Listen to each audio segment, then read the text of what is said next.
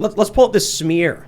Oh boy. Forbes publishes an article titled "Dave Rubin is being rejected by his own audience." Oh.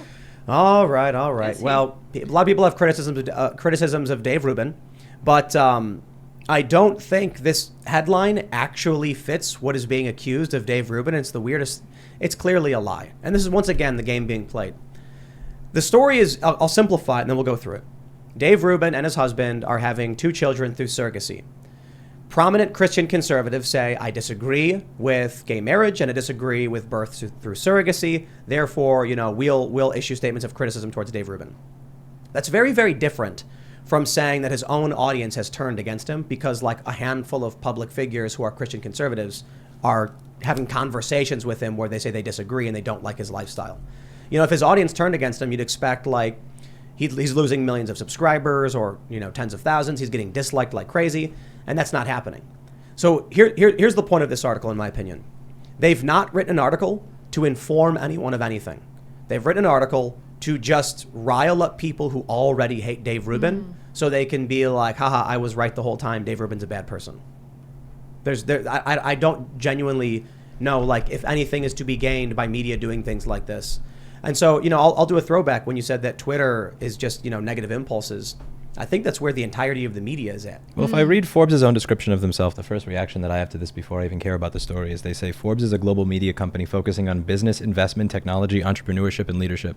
And like you're writing about a dude that decided to have a kid while he's gay with a husband. Yeah. That's right. Slow news day? I mean, yeah. Why do I don't care. I mean, why? Yeah, maybe what we need. There's a lot of money to be made in making people think the world is worse than it is, the world is more divided than it is, and we hate each other more than we do. And I think everybody's looking to get in on it as much as humanly possible, and I find it disgusting. Not everybody, but enough people are that it's raising an alarm bell. I would say there are certainly the grifters, as we call them, who want to get in on it. I wonder if also people are genuinely just in that world, and it's making it worse, and it's making it more pronounced. So the more stories like this come out, the more people get riled up, the more they talk about it. I genuinely think there are a lot of people on the left who truly believe what they're saying. And every day they come out saying, the Republicans are worse than the Nazis or whatever. I think they really believe it. I think they justify it in their own minds. I certainly think there are people on the right who do the same to the left. However, I think the tendency on the right is they tend to know what the left is thinking, so they have a more balanced view of what the culture war actually is, and the left just keeps one-upping everything and getting more and more absurd. Yeah, that's definitely true. And I think one of the things that I have observed with the right is that people say, one of the things I've noticed is that the right is constantly more well-versed in what the left thinks than the left is in what the right thinks, because we are constantly exposed to what the left believes, because as I said earlier, the left is in charge of the institutions, especially journalism. And that's why I think that such a majority of Twitter is so left-leaning, is because most of them are journalists. How do you define that, though? I mean, when I hear somebody say the left, that could be almost anything from Michael Bloomberg to Vosh. I mean, that's a very, very large spectrum. It does include both. It is a spectrum. Yeah, for sure. Yeah. So the challenge when having conversations, actually someone super chatted this, they said there's no middle ground, there's only uninformed people or something like that. And so the issue is... I would disagree. I think that person probably has 40 different things that they most likely down a checklist, like this, and if somebody disagrees with them on one of them. It depends on where you're at, right? If you're an economic left on like healthcare and you go to a healthcare convention where there's like a bunch of conservatives talking and you're arguing for universal healthcare, they're going to call you a leftist. You know what I mean? So it depends on which issue you're specifically on. Yeah. But back to my earlier point, though, the point I made earlier, if you're in the middle genuinely and you stand up and speak out, you are instantly right wing.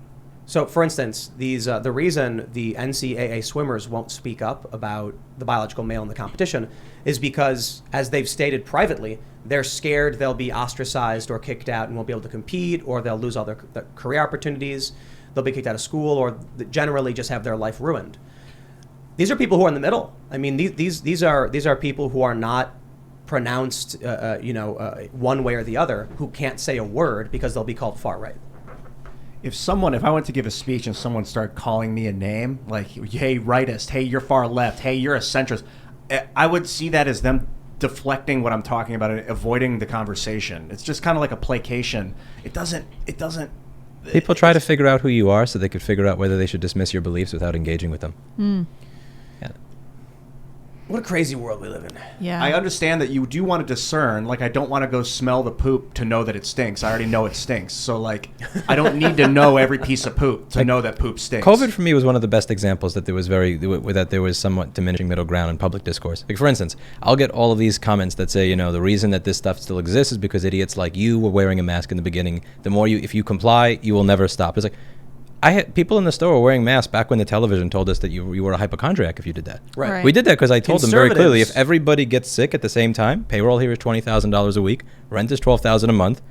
Here's how much money is in the bank. Here's how much I can afford to pay you all if you all get sick and we don't have any money. So everybody decided to wear one. Just because we didn't know what the hell was going on yet. So let's just stay safe. But I didn't close my business. I'm not going to close my business and just not make anything for that entire time and just economically destroy myself. So people who were a little bit more left would say, I got hate mail under my door for April of 2020, like consistently. For being open. Yeah, because I was staying there to finish the shipping because the shipping person and the receptionist were staying home. So I was doing the job of both. So I would stay a little late and I would go to the bathroom after closing the lights and come back and I'd see hate mail under my door after 8. But there was they would say, how dare you? You're some evil capitalist staying open. And then people that were on the right would say, you pussy, why are you wearing a mask? And it's like, I'm not saying that you should have to close your business. I'm not saying that you should have to close your business, but I'm going to do the basic things that I can do just to, if there's any chance of it increasing my likelihood of surviving and increasing the likelihood of the business surviving, why not? And it's like, it was just one or the other from so many people and it was very boring. So the person who said there's no middle ground, I think there is middle ground. Like even on an issue like COVID, I am not going to say, it's usually either this doesn't exist, this is a hoax, you're an idiot, or be afraid until 2030. And it's like there is a middle ground of I will live my life. Here are the minor modifications I will make that don't have a cost. Here are the modifications that have a great cost that I'm not willing to make. And I weigh it and I do it that way. But is the middle ground having an impact on policy? Is the middle ground having an impact on policy? Yeah, I think the answer is no. Well, I did see the CBS did an article about Hunter Biden's laptop. It's on CBS now. I think us being kind of a middle ground, I feel like a middle ground force. Pushing this Hunter Biden thing, it's broken through. It's affecting policy. Only after it doesn't matter, though. Policy. Right. Only after it doesn't matter. I mean, just to get that knowledge out into the mainstream is important because it may in 2024 end up being a bigger deal than we realize. Yeah, maybe. But I wonder if that has anything to do with the middle ground. I mean, the conversation on Hunter Biden's laptop needed to happen in October, and it was shut down by big tech and the corporate press. I don't think the middle ground has as much of an effect on policy. If it did, again, in New York, you had mask mandates, business closures, and everything else. And in other states, they're saying if you ask the schools to make people wear masks, we're not going to give you money. So it's literally one way or the the radicals on each side that have an effect on policy. But see, so here's the issue I take with that is, if in Florida they say schools can't require masks, that's the government telling the government it has restrictions. If the government tells a private individual they can't open their business, that's the government imposing on private individuals. One's bad, one's government restriction. I would rather err on the Florida side than the New York side, just to make it obvious where I am there. But I didn't even know if that order applied to repair shops because they actually edited it. On March 20th, 2020, when Cuomo did the pause order, it read as if the only places that can stay open are places that are doing technology repair for the government. And then they edited the website to make it sound like it was anybody that is doing technology repair. But I still stayed open. I would err on the side of Florida before the side of New York.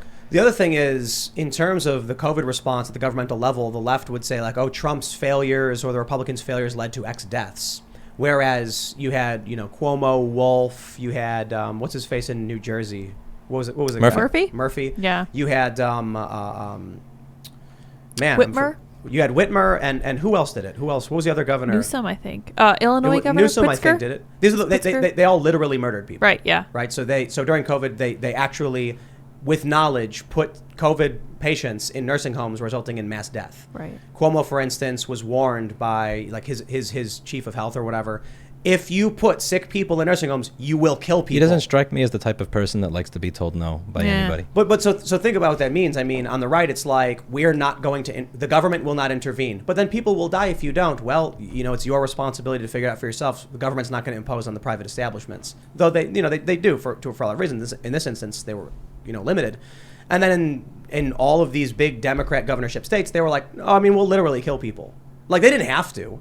In New York, they had the Javits Center. They could have put sick people in the Javits Center. It only reached 30% capacity. They used that. I think didn't they have the U.S. Army Corps of Engineers build a hospital in the Javits Center? They did. And it was at 30% capacity. But instead of putting patients there, Cuomo said, he'd rather just kill elderly people in nursing homes. I know they sent the USS Comfort, but there were a lot of complaints saying that they were not allowed to take a bunch of different patients. So it kind of wound up they claimed it was more of a PR stunt for Trump than it was actually helping. I only read one article on that, so I'm not as well informed. But I know that the Javits Center was supposed to be built to be a hospital. Yeah, and it wasn't. It wasn't used. 30% I think was as high as it got. Yeah. And then Cuomo, 70% of the real estate in that city probably isn't even used. I mean, they could have built a lot. So Yeah. therein lies the main point. If once again back to what we were talking about, if you go to the middle and ask them, they'd say, put the sick people in the Javits Center. But the Democratic establishment was like, no, kill the elderly in the nursing homes, and it was done in like 5 different states. They did. Was that the Democratic establishment, or was that Cuomo being a dumbass? If it was just Cuomo, then you would have seen it with Whitmer, Murphy, Wolf, and Newsom. Yeah. All of these different Democrat governors all doing the same thing. Did they all have a nursing home scandal? Because I didn't follow every other state. The only thing I know about Whitmer was the Walmart thing where you're allowed to go in aisle 11 but not 13. Right, yeah. Let's triple check though. You want to pull that up? I'm pretty sure they all did the same thing. Yeah, I believe so. And in fact, In Pennsylvania, it was Rachel Levine, the transgender admiral. She took her mother out. Who took their parents out of the nursing homes before they did it. Right. So, I mean, they knew what they were doing. Well, one of our friends, Charlie Lee Duff, is actually suing Governor Whitmer over this stuff. Right. Yeah, so I know it happened there. And it wasn't as big a scandal as it was with Cuomo, but it was a very real problem for them. Yeah, it was like almost like an afterthought from the Cuomo thing, but it is a big deal. Yeah. You got it too, Tim? So all of these governors did the same thing, and the people at the highest level knew what was going on. Clearly. Now it's possible it wasn't coordinated, but that they were at least communicating as to what was happening with each other and taking actions. Meanwhile, regular people were seeing their parents die in nursing homes. So again, you go to an average person in the middle, and they'll be like, hey, this is really, really bad.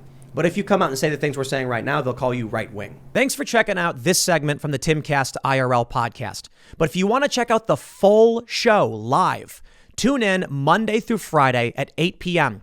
And if you want more special access content, head over to timcast.com and become a member.